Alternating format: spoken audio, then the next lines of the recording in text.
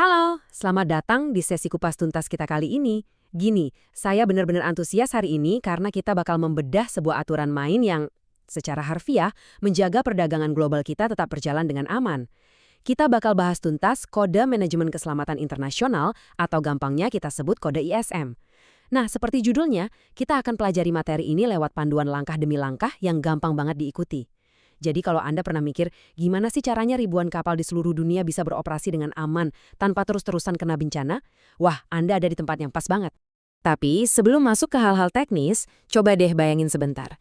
Gimana caranya struktur terapung raksasa, maksud saya, kapal-kapal kargo yang gedenya ngalahin gedung pencakar langit, bawa ribuan ton barang berbahaya, atau ribuan penumpang, bisa menghindari bencana di tengah lautan yang bener-bener nggak bisa ditebak. Di laut tuh kita nggak bisa asal minggir ke bahu jalan kalau ada mesin yang rusak kan? Kesalahan kecil aja bisa bikin tumpahan minyak yang merusak ekosistem, atau lebih parah lagi, hilangnya nyawa. Nah, untuk mencegah mimpi buruk kayak gitu, kita butuh sebuah sistem yang super ketat dan absolut. Dan disinilah sang bintang utama kita muncul. Ini adalah Kode ISM, yang diterbitkan langsung oleh Organisasi Maritim Internasional atau IMO. Ingat ya, ini bukan cuma sekumpulan kertas birokrasi yang bikin pusing. Ini adalah pedoman mutlak untuk melindungi kapal dan lingkungan laut kita. Sedikit sejarah nih, kode ini lahir gara-gara banyaknya tragedi maritim di akhir tahun 80-an. Waktu itu, investigasi nemuin fakta mengejutkan. Akar penyebab kecelakaan parah tuh seringnya bukan gara cuaca buruk, tapi gara-gara manajemen yang berantakan. Jadi, kode ISM ini pada dasarnya adalah solusi global buat ngeberesin masalah tersebut. Oke, materinya lumayan padat, jadi kita akan pecah ke dalam 6 langkah logis supaya gampang banget dicerna. Pertama, pengenalan kode ISM. Kedua, membangun sistem keselamatan.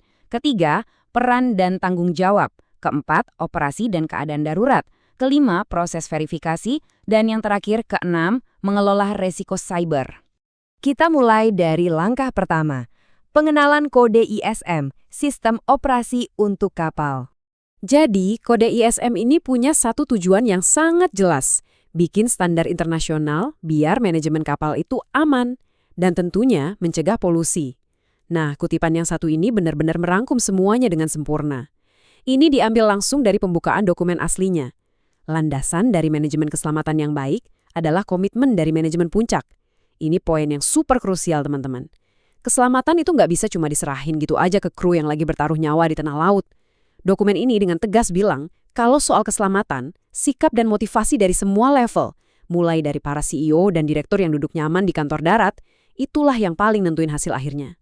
Biar lebih kebayang, kita pakai analogi sederhana aja. Anggap aja kode ISM ini kayak sistem operasi di smartphone Anda, entah itu iOS atau Android. Sistem operasi kan nggak ngajarin Anda gimana cara ngetik chat atau buka video, ya kan? Tapi dia ngasih kerangka kerja biar semua aplikasi Anda bisa jalan mulus tanpa tiba-tiba crash atau hang. Sama persis dengan kode ISM. Dia nggak ngajarin seorang kapten gimana cara muter kemudi kapalnya, tapi ngasih kerangka manajerial yang luas banget, biar seluruh operasi perusahaan pelayaran nggak crash dan berujung bencana. Aturan ini sengaja dibikin fleksibel, biar cocok dipakai di kapal apa aja, dari kapal pesiar mewah sampai kapal tanker raksasa.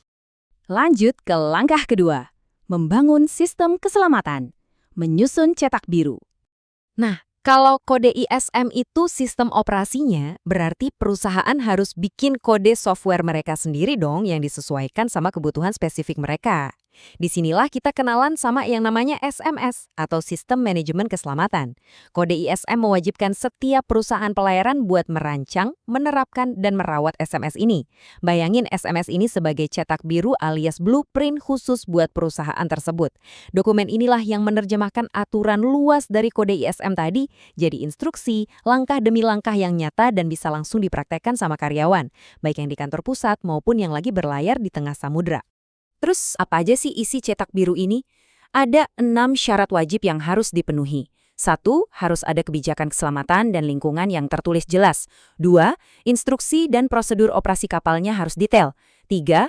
Harus jelas juga nih level wewenang dan jalur komunikasinya. Siapa harus lapor ke siapa. 4. Prosedur pelaporan kalau terjadi kecelakaan. 5. Persiapan tanggap daruratnya gimana. Dan 6. Harus ada sistem audit internal buat ngecek performa mereka sendiri. Keenam pilar ini ibarat jaring pengaman kuat yang ngikat seluruh elemen perusahaan.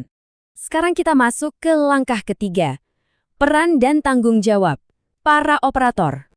Oke, cetak birunya udah ada, sekarang kita butuh orang-orang buat ngejalanin itu semua. Dan percaya nggak, di dalam sistem ini ada satu peran yang jenius banget. Namanya designated person atau orang yang ditunjuk yang posisinya ada di darat. Analogi paling pas buat peran ini tuh kayak telepon darurat warna merah yang nyambung langsung ke meja CEO. Biar masalah keselamatan nggak mandek di manajemen level tengah, perusahaan wajib nunjuk seseorang yang punya akses bebas hambatan ke manajemen paling atas.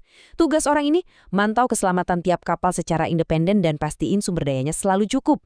Jadi, nggak ada lagi tuh alasan klise kayak, wah, bos nggak tahu kalau ada masalah, pas tiba-tiba kecelakaan terjadi. Langkah keempat, operasi dan keadaan darurat menghadapi realita. Gini, kita harus sadar kalau lautan tuh nggak peduli seberapa rapi tumpukan dokumen di meja kantor Anda. Laut itu kejam, teman-teman. Jadi gimana cara kita hadapin realita di lapangan? Kuncinya ada di kesiapsiagaan darurat dan perawatan kapal. Aturan ISM ini mewajibkan kapal buat terus ngidentifikasi potensi bahaya, rajin bikin latihan darurat, dan merawat mesin secara rutin. Analogi sederhananya gini, sama kayak Anda ikut latihan evakuasi kebakaran di gedung kantor biar nggak panik pas ada api beneran, atau pas Anda rutin ganti oli mobil biar mesin nggak mati mendadak di jalan tol. Kalau di laut, mesin utama mati di tengah badai gara-gara jarang diservis, wah itu bisa jadi akhir dari segalanya. Jadi, inspeksi rutin sama simulasi darurat itu bukan sekedar imbauan ya, itu adalah hukum wajib. Kita sampai di langkah kelima, proses verifikasi bukti nyata. Nah, pasti Anda mikir, pemerintah gimana cara ngeceknya? Kan nggak mungkin industri ngatur dirinya sendiri tanpa diawasi. Bukti nyatanya ada di 2 sertifikat krusial ini. Biar gampang, kita pakai analogi kendaraan bermotor lagi ya. Pertama, perusahaannya harus punya Document of Compliance atau DOC. Anggap aja DOC ini kayak SIM atau surat izin mengemudi buat si perusahaan. Ini bukti kalau manajemen di kantor pusat tuh ngerti cara ngatur keselamatan. Terus buat masing-masing kapal yang mereka punya, wajib ada Safety Management Certificate atau SMC. Kalau ini ibarat STNK buat kendaraan tersebut. Ini bukti valid kalau sistem keselamatannya beneran jalan di kapal itu. Tanpa 2 dokumen sakti ini, kapal tersebut nggak bisa beroperasi secara legal. Titik. Dan jangan salah, ini bukan ujian yang cuma dilakuin sekali seumur hidup. Kalau kita lihat urutan waktunya, ini adalah sebuah siklus sertifikasi yang ketat. Pertama banget, dapat sertifikat sementara. Terus disusul sama verifikasi awal di tahun pertama. Tapi tunggu dulu, di antara tahun kedua dan ketiga bakal ada verifikasi menengah yang sifatnya mendadak, biar perusahaan nggak bisa santai-santai. Nanti di tahun kelima ada verifikasi pembaruan dan siklusnya ngulang lagi dari awal. Ini benar-benar mastiin kalau komitmen keselamatan itu harus terus dijaga setiap saat, bukan cuma pas mau ada audit doang. Dan akhirnya, langkah keenam, mengelola resiko siber, batas modern. Kode ISM ini aslinya dibikin tahun 90-an teman-teman. Tapi kapal modern zaman sekarang itu ibarat pusat data yang ngambang di laut. Sistem navigasi sampai mesinnya semuanya terhubung ke internet. Makanya aturannya harus ikut berevolusi. Pedoman terbarunya sekarang mencakup manajemen risiko cyber maritim. Tujuannya simpel, bikin operasional kapal kebal dari serangan hacker atau error system. Langkahnya cukup jelas kok. Pertama, identifikasi. Tentuin siapa yang tanggung jawab dan cari tahu sistem mana yang paling rentan diretas. Kedua, lindungi.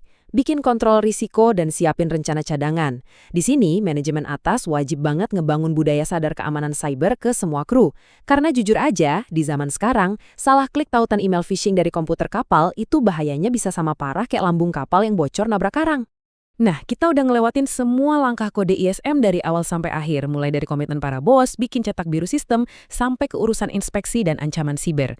Tapi sebelum kita tutup sesi kupas tuntas ini, saya mau ninggalin satu pertanyaan buat Anda renungkan. Apakah keselamatan ini cuma sekedar daftar periksa dokumen biar kapal nggak kena denda? Atau sebuah budaya sejati yang benar-benar tertanam dalam setiap tindakan, dari ruang rapat direksi sampai ke ruang mesin kapal? Karena sehebat apapun sistemnya, nggak akan ada gunanya kalau orang-orang di dalamnya nggak peduli. Jadi, lain kali kalau Anda ngeliat barang impor di rumah, ingatlah, ada sistem yang luar biasa masif dan orang-orang berdedikasi yang kerja keras buat mastiin barang itu sampai dengan aman tanpa merusak lautan kita. Terima kasih banyak udah ngikutin pembahasan kita hari ini dan sampai jumpa di sesi berikutnya.